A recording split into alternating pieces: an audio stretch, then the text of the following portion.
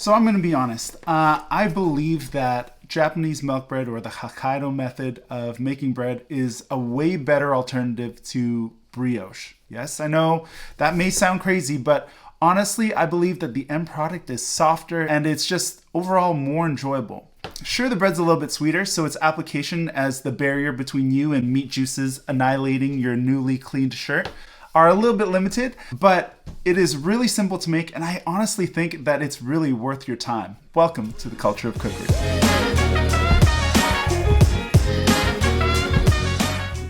Unlike brioche, which relies on massive amounts of butter to get its pillowy texture, Japanese milk bread relies on something called tangzong.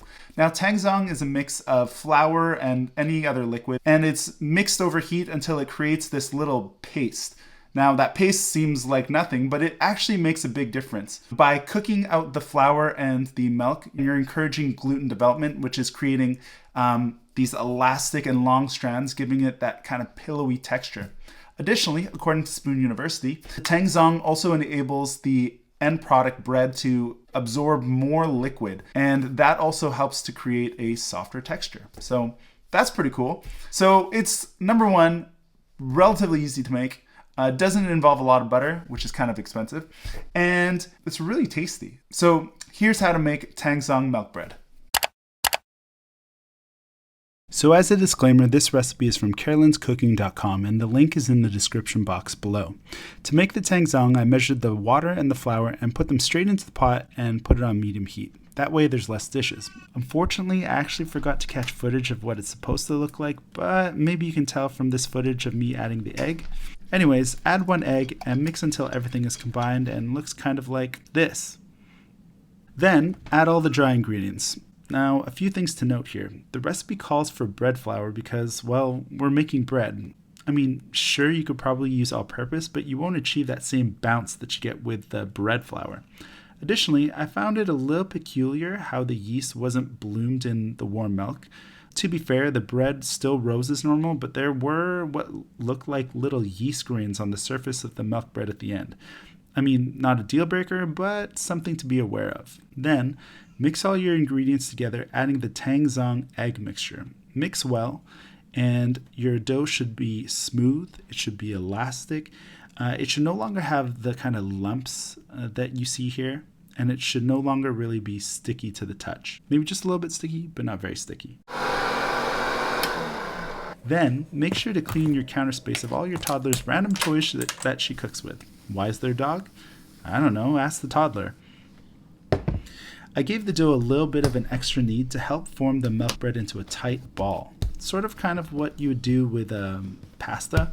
Just pull back the sides and then tuck them underneath and then kind of shape it into a ball, just like this.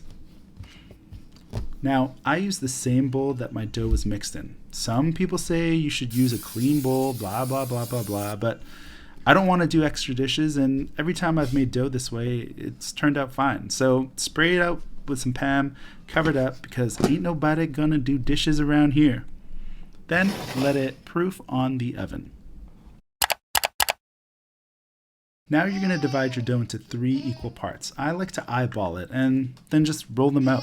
You want to get as close to a rectangle as possible so that they fold best, but if you don't, it's not a big deal. You're going to fold both sides into the middle and then roll it up like a burrito. So again, fold in the right side, fold in the left side, and then just roll it up like a burrito. Place them into the loaf pan together for their second rise. If they're not perfect, not the biggest of deals. After their second rise, they'll look like this. Immediately place them into a preheated 350 degree oven for about 30 minutes and shablam, you've got some delicious milk bread. The recipe called for a brushing of egg wash on the top to give it that kind of classic shiny sheen, but I forgot. So YOLO, whatever. They still tasted really delicious. Now, as you can tell, they break away perfectly, and the result is this gorgeously soft, ready for all the feels kind of a bun. I mean, just look at it, and it's so soft, and I think I'm going to have to make this again. That's really it. As you can see, making milk bread is not something that is beyond the home cook. Yes, it's maybe not as wide in its applications, but use that leftover milk bread for French toast or croutons or something like that. You could use that same recipe for cinnamon rolls or monkey bread. I think that's what it's called. Monkey bread would be really good. So if you enjoyed this content, or if you tried milk bread and it didn't work, let me know in the comments down below. I'd love to connect with you and see if we can figure out how to make milk bread better. Thank you very much for watching, and hopefully we'll see you in the next one. Bye.